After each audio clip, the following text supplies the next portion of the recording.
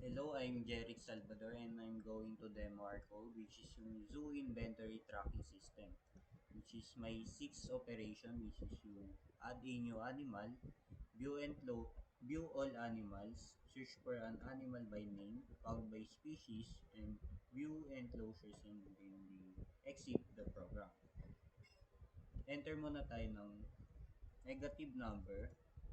Mag-perform si system ng invalid input and please enter in number between 1 and 6.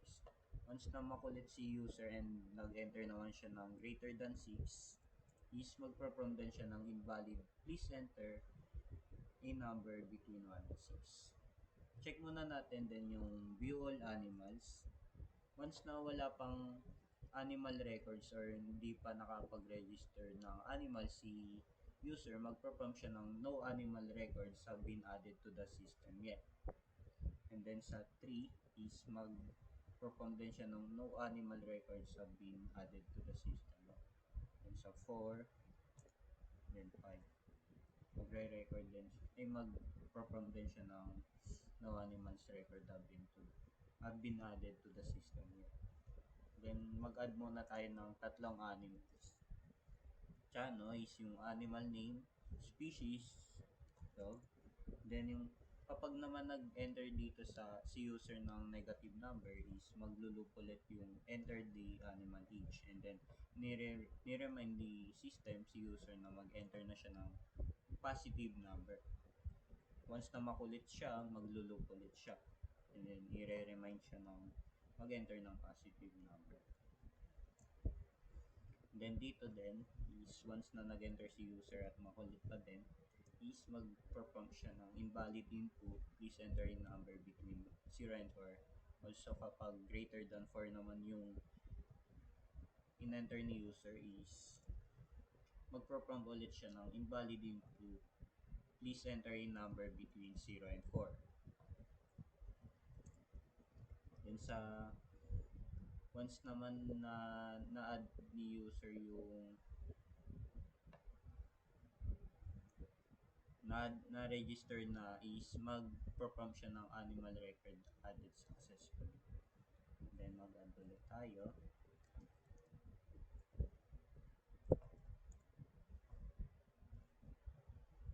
Age.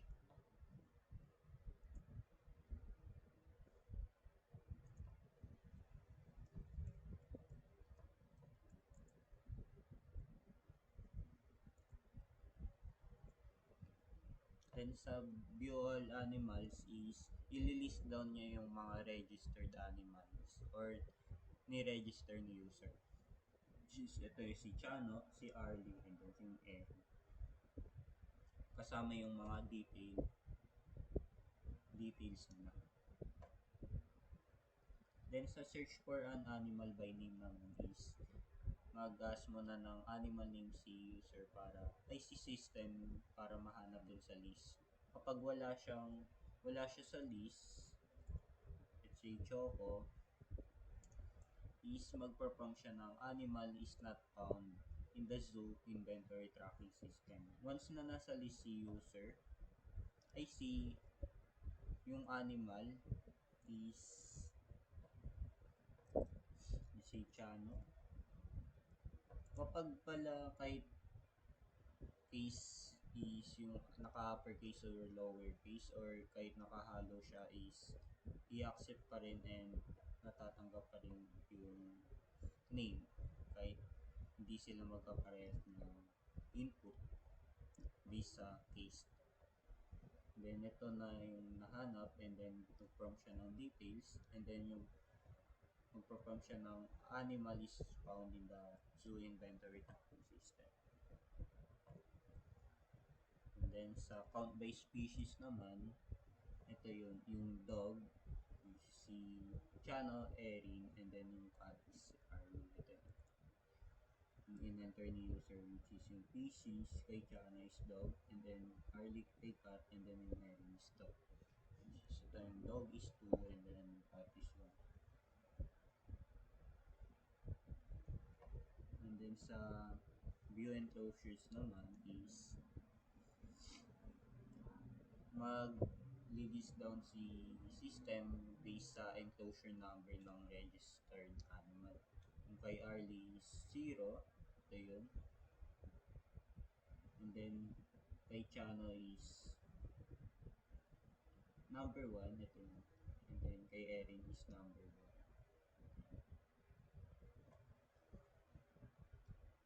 Then once na nag-exit is magpa-prompt si system ng thank you for using the zoo inventory tracking system. The program will now exit.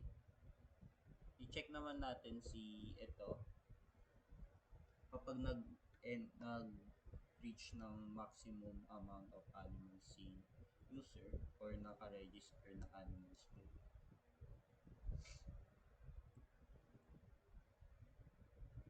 I-save mo.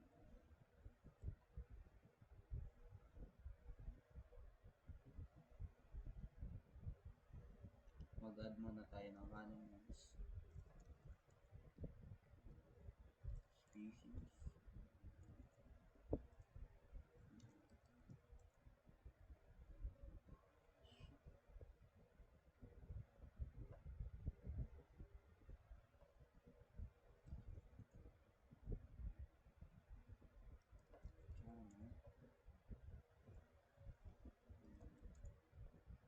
Animal age is 3, 0,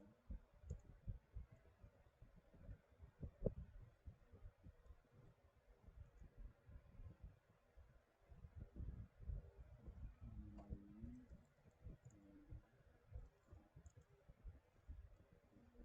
age.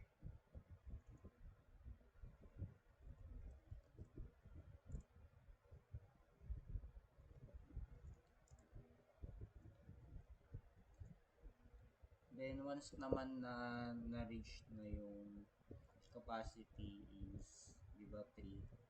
Once na na-reach na yung max capacity is mag-perform si system ng we apologize, the zoo cannot accept any more entries as it has reached its maximum capacity.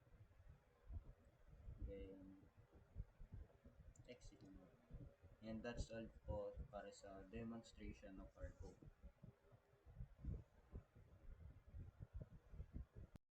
Greetings everyone. I'm Abraham Christopher and Puhit. This program manage records of animal within the zoo.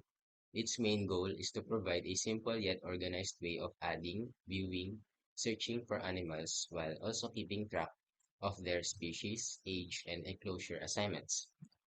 The program features are species, counting, enclosure listings, and also the system ensures that animal data is properly monitored. This makes the zoo operations more systematic and reducing the chances of errors in record keeping.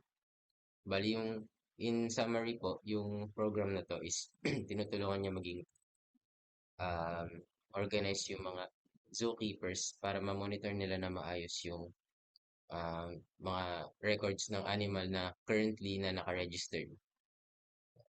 So ngayon po, move on po tayo sa introductory part ng system, which is nag-add po kami ng scanner. Bali, for user inputs po to obviously. Tapos next is yung sa animal count.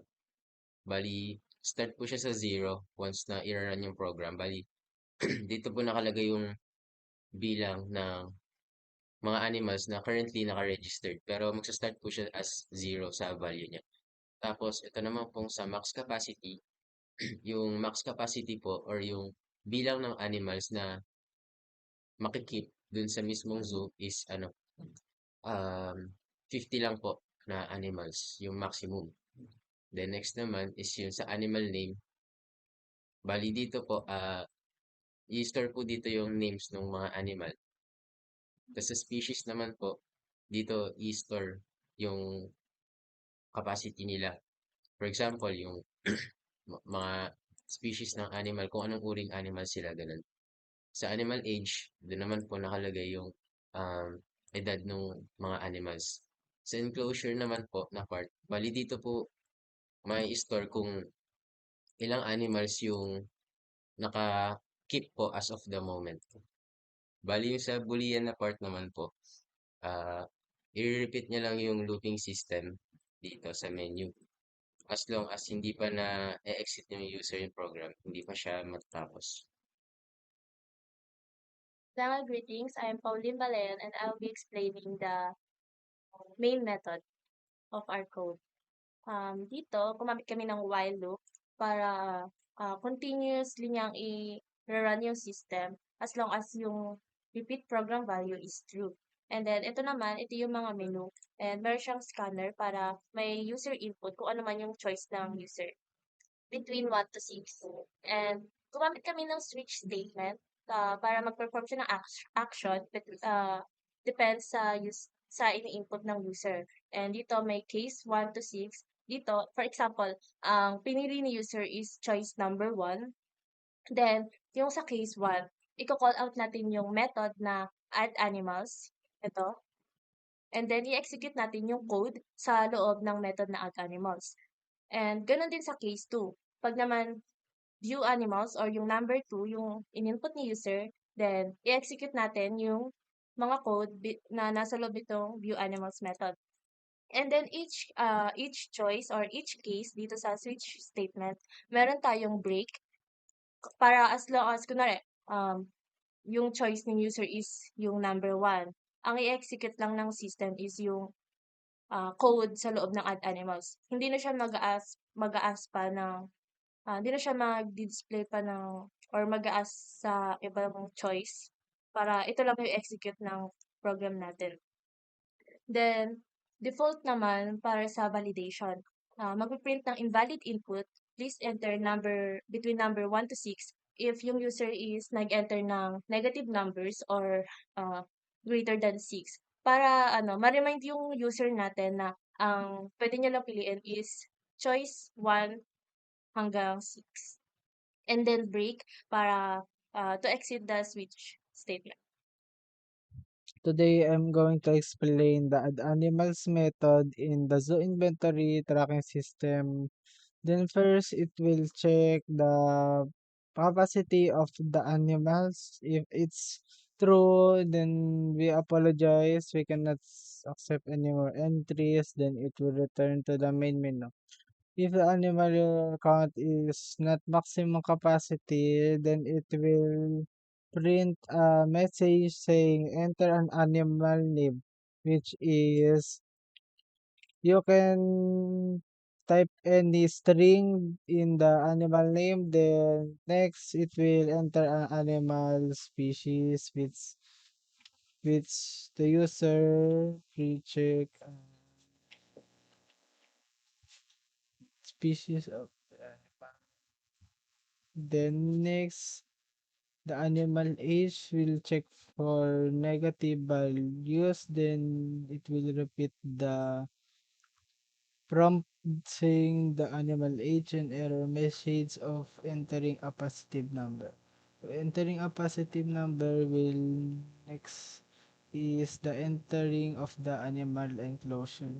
And if the user keeps entering a negative number and greater than 4, the loop is not stop.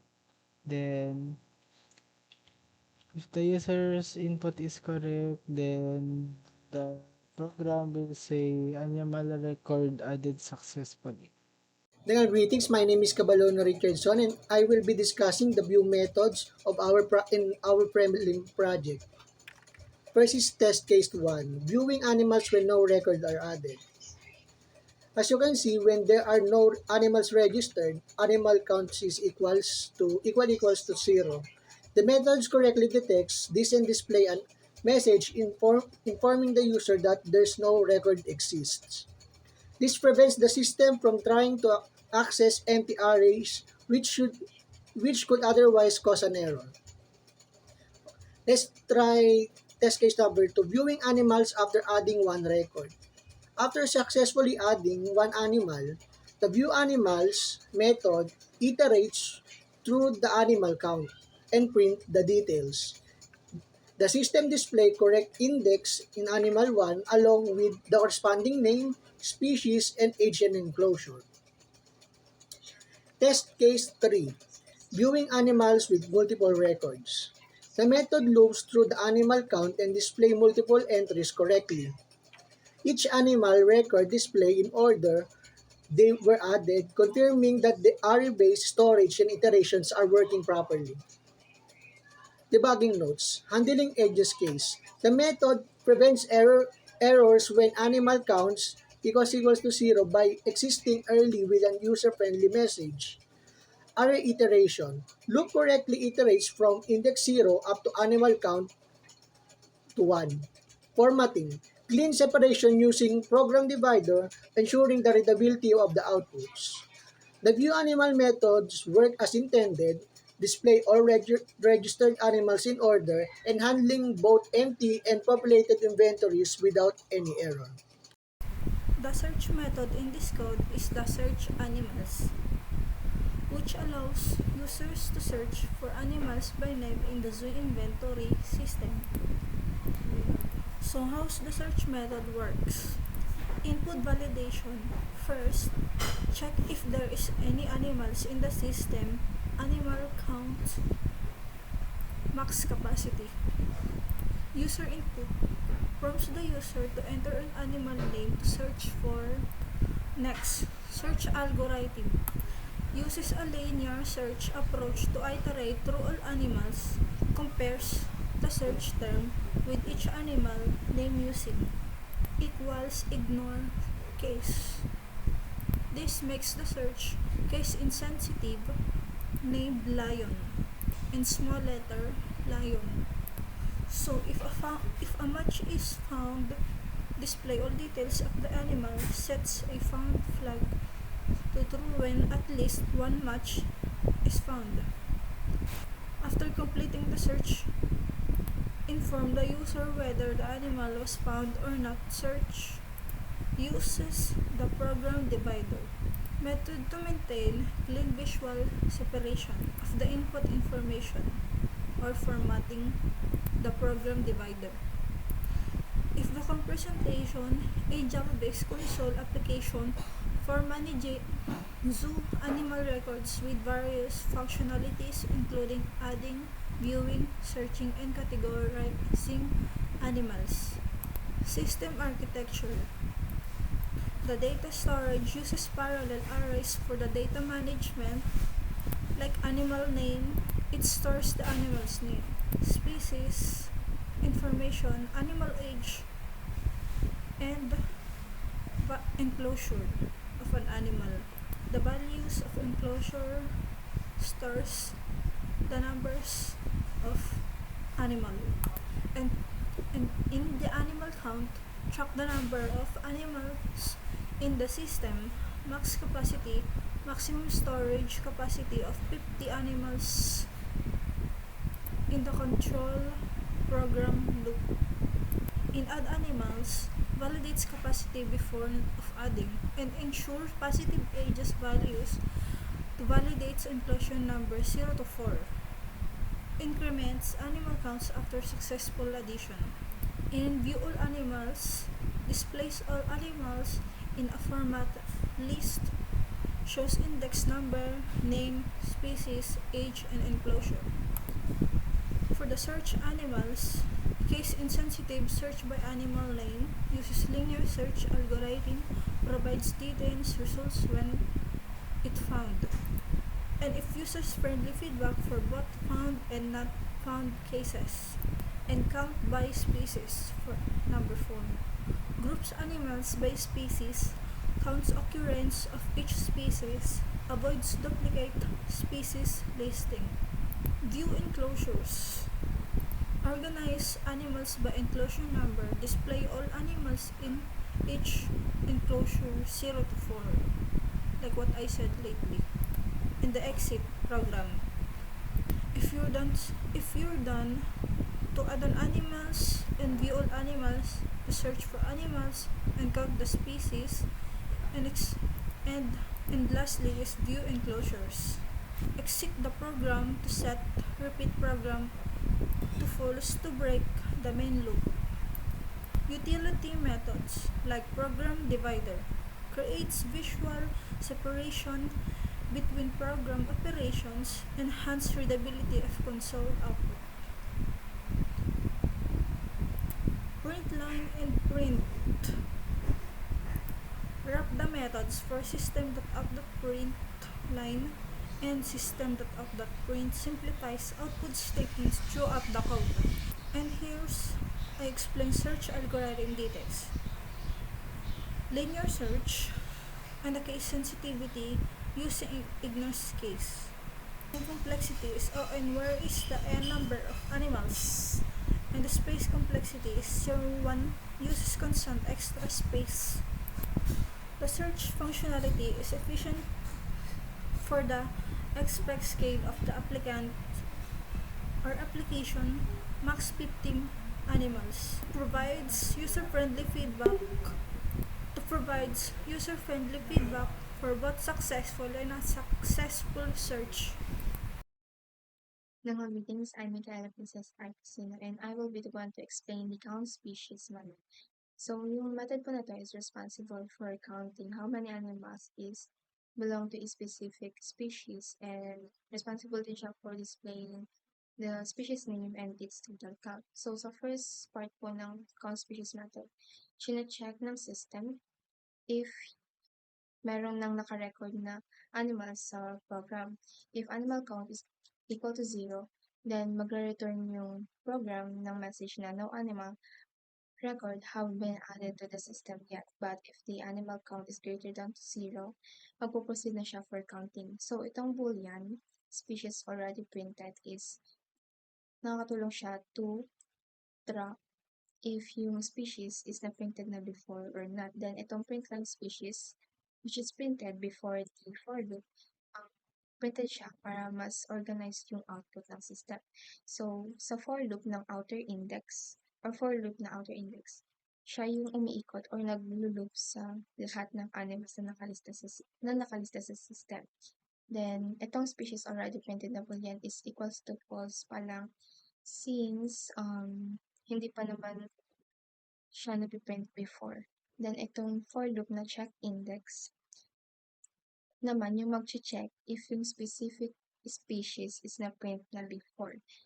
Kapag na-print na before, yung boolean na species already printed is mag-equal na to true, then magbe-break yung system, magpo-proceed sa if statement kung saan yung continue is siya yung mag-i-skip sa specific species na yun since na-print na siya before.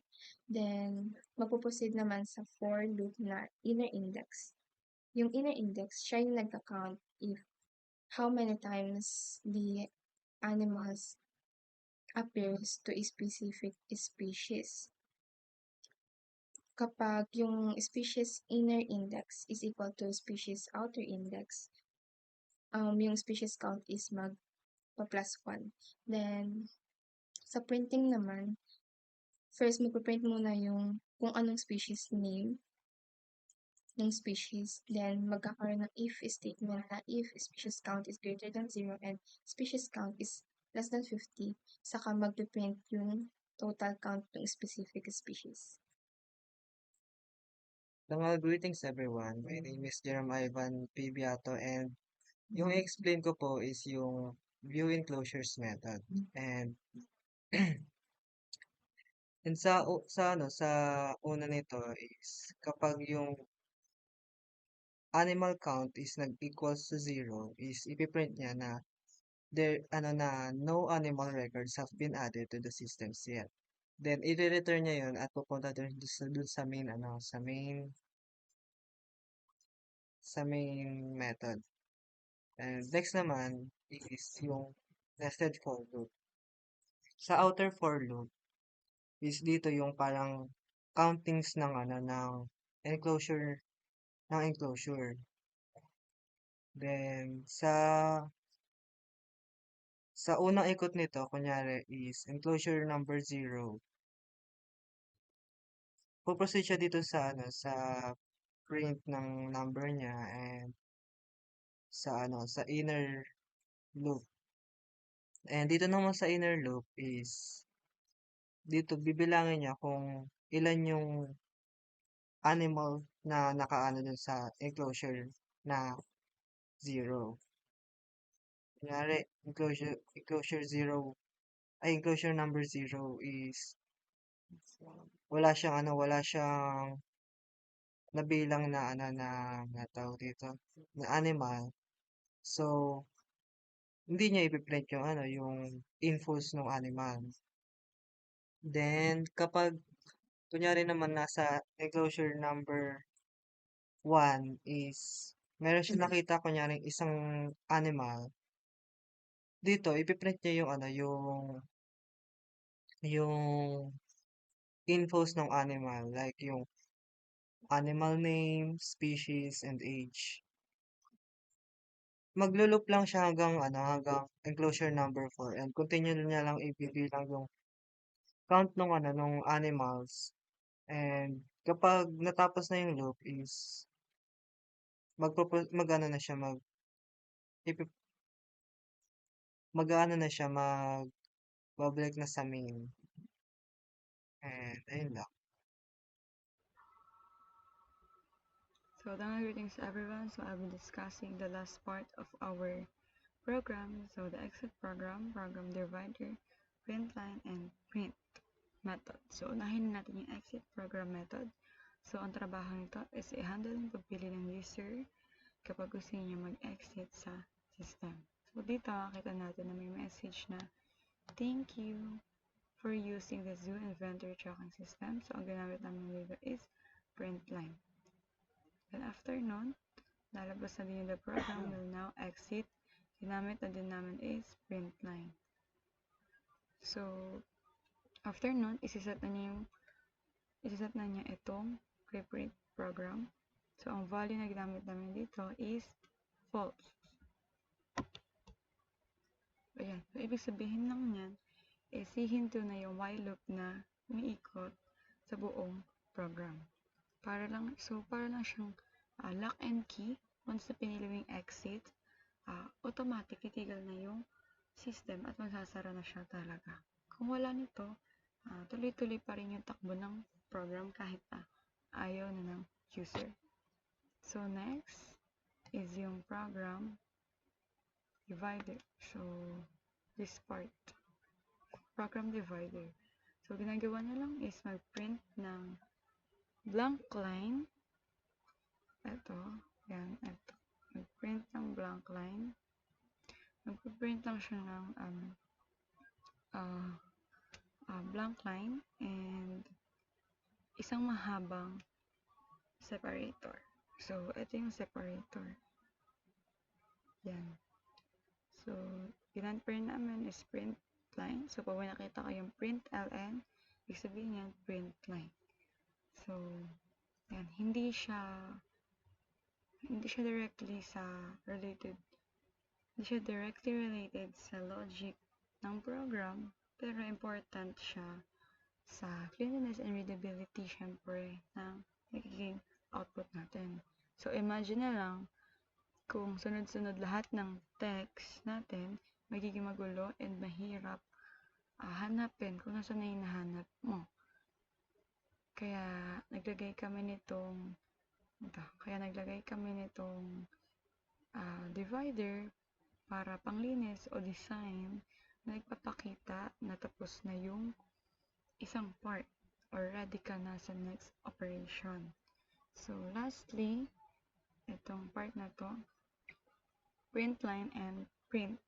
So, sa print line and print methods, actually, kung titignan natin, simpleng shortcut lang talaga sila. Instead of always typing system.out.print line or system.out.print, gumawa na lang tayo ng sarili nating method na tinawag na print line and print.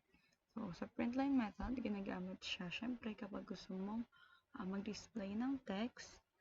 Then automatically lipat na siya sa next line.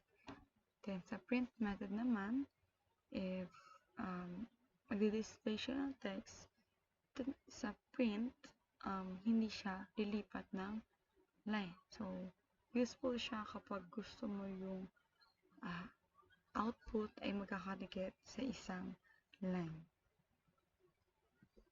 So, sa madaling salita, ginawa itong ginawa ay ang method na yan para mas madali, mas maikli, and syempre maging consistent yung code natin. So, hindi na tayo paulit-ulit na magta-type ng mahaba. Instead, tawagin na lang natin yung method na ginawa natin. So, ito yung method na yan. So, overall, kahit simple lang yung part ko, importante sila para mas maging user-friendly, organized, and syempre, mas madaling intindihan yung system. So, again, yung exit program method, nagsasara ito or nag-close ng system. So, yung program divider naman, nag-aayos ng display. And lastly, yung print and print line methods, pinapadali niya yung output ng mga text. So, that's all. Thank you.